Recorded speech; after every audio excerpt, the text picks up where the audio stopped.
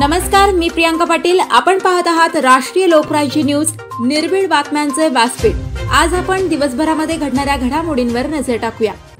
सण काळात सुरक्षेसाठी जामखेड पोलिसांचे प्रभावी रूट मार्च व नियंत्रण सराव।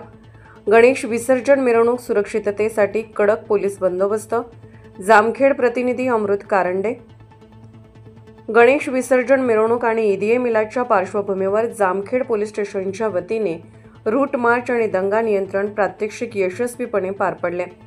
आज दिनांक 4 सप्टेंबर 2025 रोजी सकाळी 9 ते 11 वाजेपर्यंत जामखेड शहरात या दोन्ही कार्यक्रमाच्या सुरक्षिततेसाठी व्यापक तयारी करण्यात आली।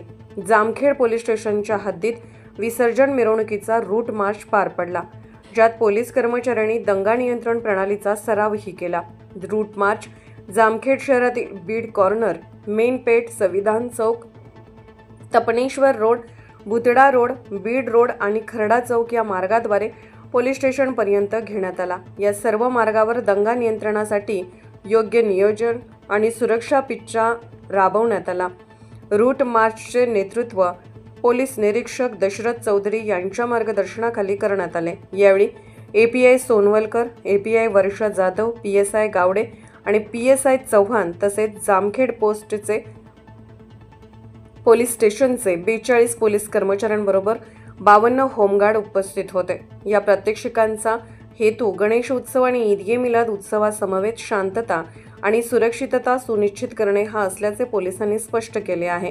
या रूट मार्च आणि दंगा नियंत्रण पूर्व सरावामुळे येणाऱ्या सणासुदीतील संभाव्य अडचणी कमी केल्या जातील, तसेच नागरिकांच्या सुरक्षेबाबत अधिक प्रभावी पावले उचलता येतील।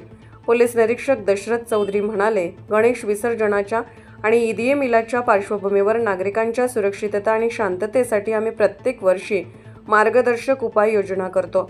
आजचा रूट मार्च आणि दंगा नियंत्रण प्रात्यक्षिक याचा उद्देश अत्याधुनिक तंत्र व प्रशिक्षणाने पोलीस दल तयार करणे हा आहे। हा उपक्रम जामखेड शहरातील सणासुदीच्या काळात सार्वजनिक सुव्यवस्था राखण्यासाठी एक महत्त्वाचा टप्पा ठरला असून पोलीस विभागाने यासोबतच पुढील काळात देखील अशी तयारी कायम ठेवण्याचे आश्वासन दिले। ताज्या बातम्यांसाठी आणि अपडेट्ससाठी राष्ट्रीय लोकराज्य न्यूज चॅनलला सबस्क्राइब करा, तसेच लाईक आणि शेअर करा।